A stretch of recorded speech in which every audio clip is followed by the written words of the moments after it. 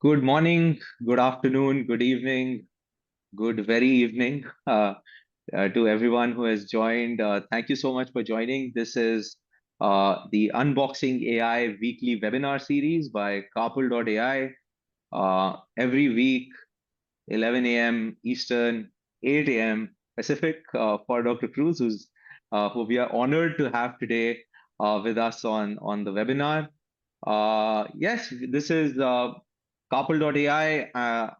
If you don't know, we are what is called an enterprise imaging AI platform.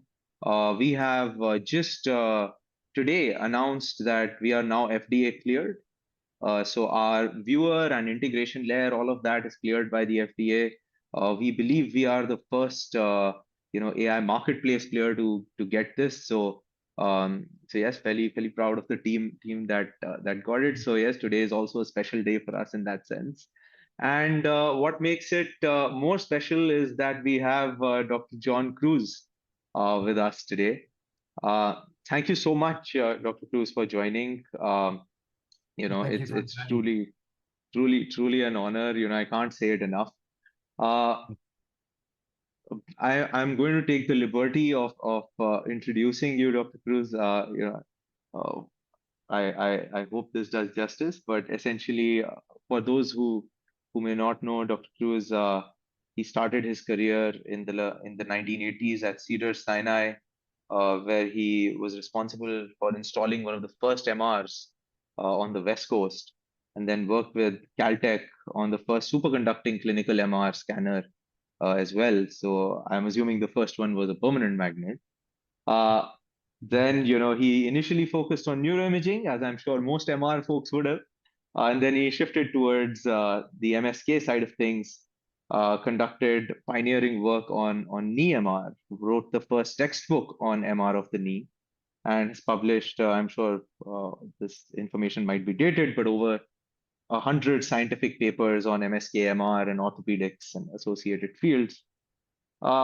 He started the first MR fellowship program, which transitioned from neuroimaging to a MSK MR program and has been running such a program at RadNet for the past 18 years, and works closely with sports medicine and surgical fellows um, at the Kerlan Job Orthopedic Clinic, conducts several studies on the accuracy and value of MR and AI now on various aspects of that. So uh, thank you so much, Dr. Cruz, for joining again.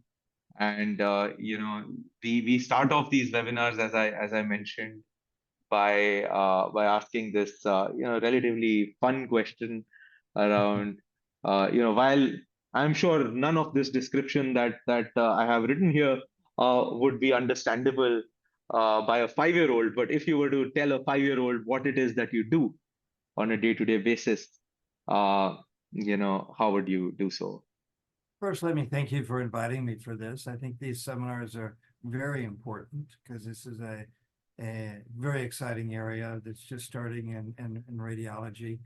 And these kind of seminars are really important to move the field forward and primarily help patients is what it's all about in the long run. So thank you very much for what you and CARPL are doing right now. It's very important. What I do right now is I teach radiologists after they finish their residency. I spend most of my time teaching radiologists to become experts in the use of MR and the musculoskeletal system, as you referred to. And so a lot of teaching, and then I just interpret MR studies as well on my own, primarily in the musculoskeletal field now, as you alluded to. So it's a pretty simple job that I have right now. Over the years, I've had many other jobs, more of them in the business development and other areas of RadNet.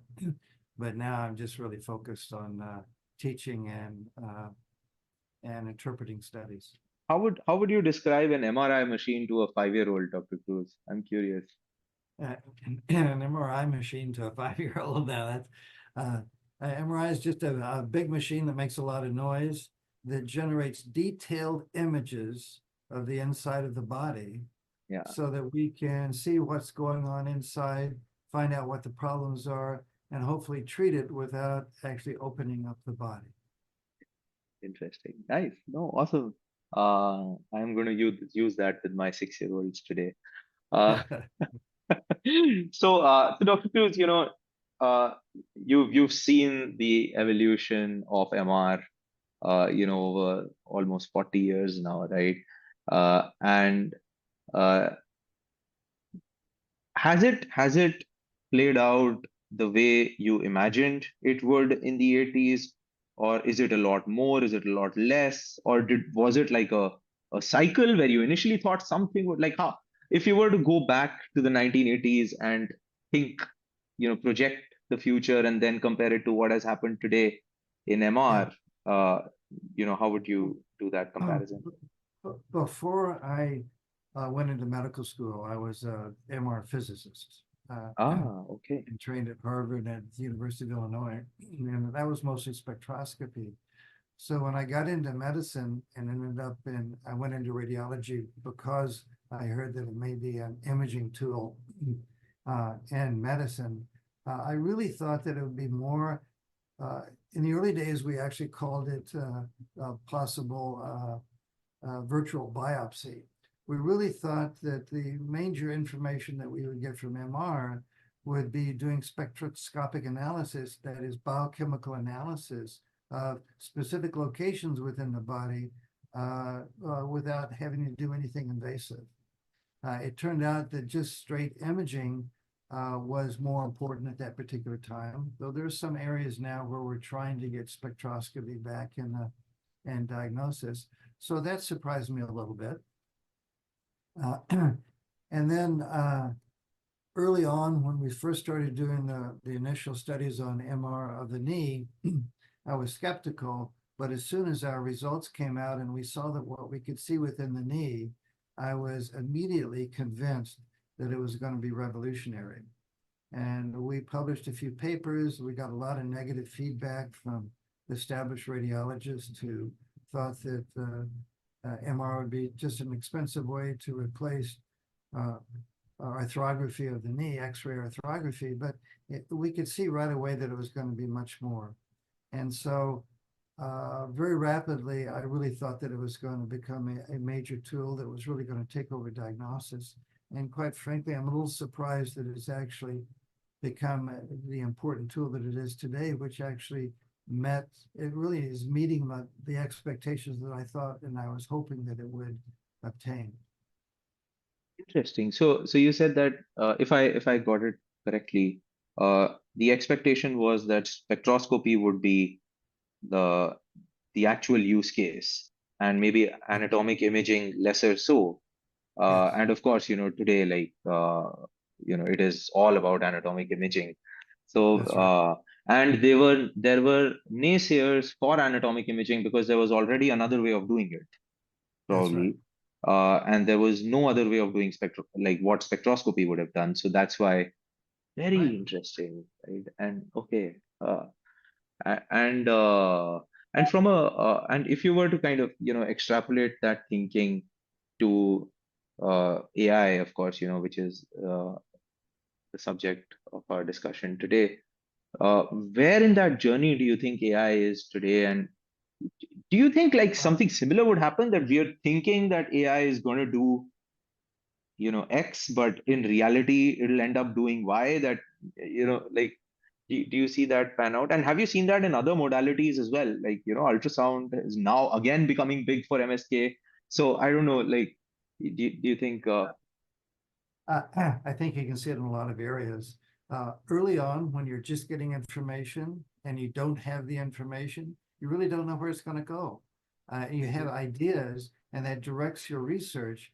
But especially for young people out there right now, don't get fixed and trying to uh, force where you think things to go the way you think they should go. The fact is, when you don't have a lot of information like we are right now in AI, we don't really know what AI can and can't do. You got to keep your field of view open to a lot of possibilities. And you should be excited when you're surprised that it can do something that you never thought it would be able to do.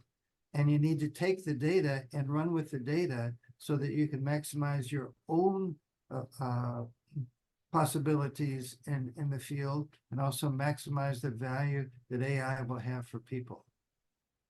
And obviously with AI, there was always a risk that MR could make people worse. In fact, in the early days, we really thought that MR could make a lot of diagnoses of meniscal tears and that they would go on to surgery and be better off. We now know that most meniscal tears are best treated non-surgically. We didn't know that in the early days. And so we actually made some medicine worse for a while before we realized that a lot of meniscectomies should not be performed. So we learned that, and we've changed the way we use MR right now in determining what should and should not be surgical. You got to realize AI is going to be the same sort of thing. There'll be things where we think AI is going to be great, but when you have to keep looking at what the actual outcome and impact is on patients, and you're going to have to change it over time to make sure that you expand what's valuable to people and improve patient outcomes, and you stop what it leads to bad outcomes, because there are going to be both, and you've got to realize that, and you've got to be able to make changes on the fly as you go forward. That is, and it's changes to your mindset, right? More than anything, because an application area, like the tech is the same, the machine is the same, the AI is probably the same. It's how you apply it, that is very interesting. Because I don't know, Dr. Cruz, I try to use the MR analogy also a lot when explaining to people that one should not expect an AI system to do everything. It will be good at certain things, not good at others. And the example I give is nobody expects MR to do lung imaging. And Right. nobody blames MR for not being able to do lung imaging because, We tried in the early days. oh, really? Lee and I actually did a lot of studies on lungs, but you're right, it did not work But out did, well. but did like, because CT also evolved parallelly, right? And I can talk to you Soon. about hours about back then, but was there a time where uh, there were like naysayers, and MR was uh, kind of you know uh, the fact that MR could not do lung imaging went against MR? Somewhat, yeah. Oh, I okay, think so. wow. I mean, there were articles after we published papers on MRI of the knee saying that it was unethical to use MR in evaluating the knee because we already had X-ray techniques that could make diagnoses of the knee. It turns out that, what we can diagnose with MR is vastly more superior Yeah. than X-rays, but we didn't know it at that time. So people will often there were a lot of naysayers, and a lot of articles and opinions came out in Radiology and other journals saying that what we were doing was unconscionable. Wow. Very interesting. Uh, A- And just coming back to AI again, because as I said, I can keep talking to you about history for hours. Uh, we were talking about your view on short-term versus long-term gains of AI in radiology.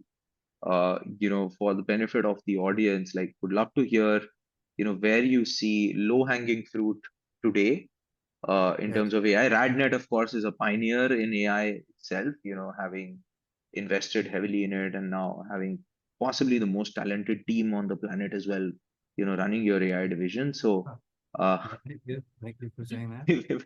we look at a lot of teams. So, so yeah, so uh, would love to hear your thoughts on, the Well, immediate short-term gains that can come from AI. yeah. Well, right now we really believe that the short-term gains, what we're really looking at right now, are areas where there's large volumes of patients, a large need that can't be completely supplied by human doing the work because there's just too much volume, that have a single diagnosis where the where it would be very relatively easy to develop algorithms that can give us definitive answers. So the area that we're really interested in right now is mammography, breast screening, where we're just looking at screening for cancer. We really believe that current existing AI technology, coupled with the hardware that we have, is at least as capable as highly trained experts radiologists. And I think this is an area of great need worldwide. Right now, it's only pretty much being done in America and or US and Western Europe. So I think there are billions of people worldwide which are not getting access to this technology and never will, if with that current business model. For instance, if we try to do screening for India, we're very interested in this, as you know, it would require taking half of all radiologists in India and making them solely mammographers to do a screening program in India, which is clearly in an area right now where you have big shortages like we do. That's just impossible to do.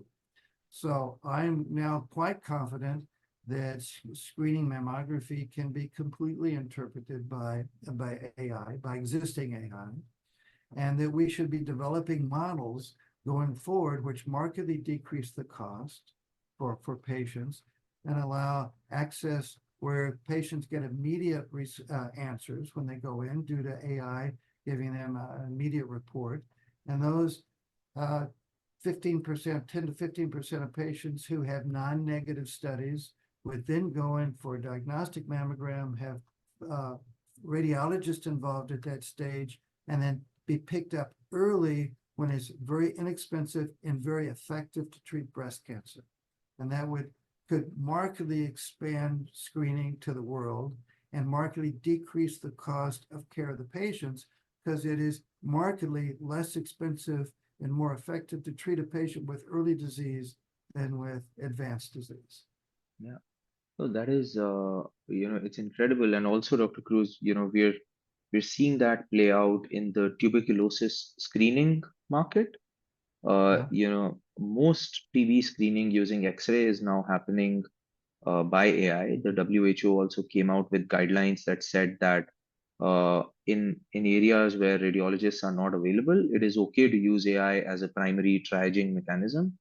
And then whether you do a sputum test or not, at least that can be based on AI. And at CARPL, we are also working with the Clinton Health Access Initiative and other such or NGOs to drive this adoption. And it's precisely that they take the X-ray, and within 15 seconds, it's positive, negative, right? And there is no chance, because in remote areas of the world, there's no way to even communicate with the patient, right? If somebody shows up, they show up. If they don't show up, they're they're out there. So I think that extrapolating that same system to mammo can, as you said, help pick up those early cancers, treat them, and improve life expectancy, quality of life, etc. So So we're actively looking at trying to do a pilot program in India right now, which I think can then be a model for what can be rolled out to the rest of the world. Of course, there's a lot of complications. I mean, there are a lot of work involved in doing that, but the benefit, you know better than I do, but the data that I get is that the number one cancer killer of women, it's either one or two in India, is breast cancer. Yeah, in urban India, it's breast cancer. Urban India is breast cancer. It's very high, and if we can find ways to inexpensively screen people, and the biggest expense really in mammography is the humans. Yeah. If we can really, I think some of the hardware technology should be redesigned based upon AI as well, to make it much easier for patients to get screening with it. But that's farther down the line. But I see ways by the use of AI and its ability to diagnose disease rapidly and in large volumes could markedly decrease the cost of screening. So Dr. Crues, on that note, sorry I'm interrupting you. There's a Right. question I just noticed. I think it's from my colleague Abhishek. He looks at our entire AI ecosystem. He's the engineer who integrates, all the AI onto CARPL's platform. And, he's asked, since RadNet gives the option to the patient to opt for AI results for their scan, does the patient receive two reports, one from the AI and another from a radiologist? Or is it a consolidated one giving a combined output? And if they get two reports, what happens if there's a contradiction between the two? Uh, It's a, it's a consolidated report. okay, it's a consolidated report. And if there is like a contradiction between the two, then I believe it goes to a third or a second adjudicator, right? It will go into a second mammographer to adjudicate between the two.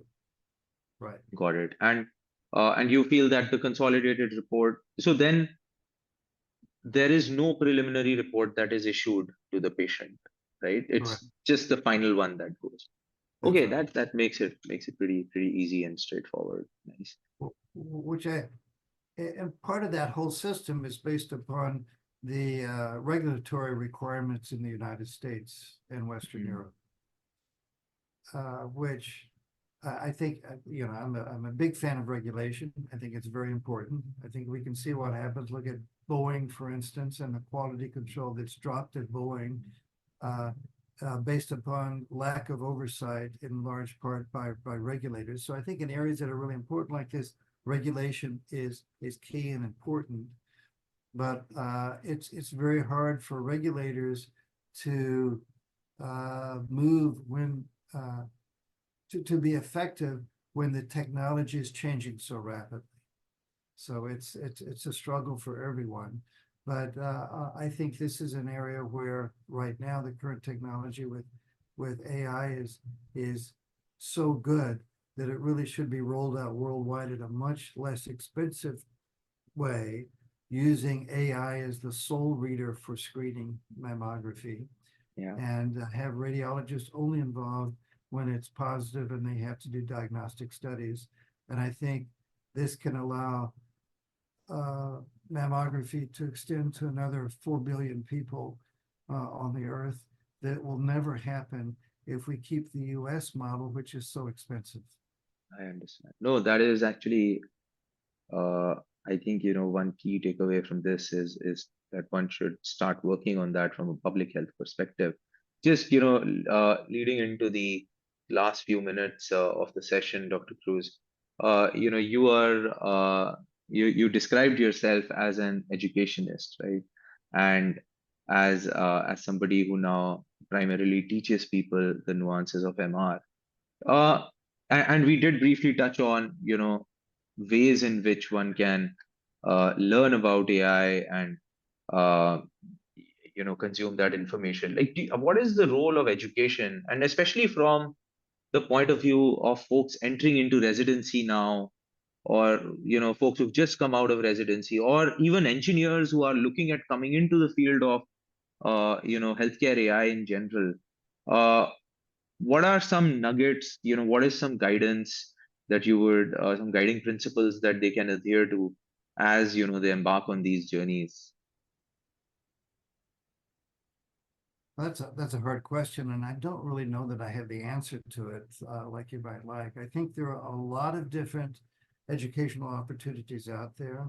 All the societies really try to play that role, and I think being involved in the local and national societies are very important, and education. I think a lot of the universities have educational programs. What I would like to try to emphasize is that for those young people who are in a position to be able to move the field forward by being involved in research, that's really very important. And seems to be less and less emphasis now in medical training on really research, and more on trying to get out there and provide services. But I really think that for those of you who can, being involved in the research to move the field forward is really key. We need knowledge right now. We need understanding, and we need data.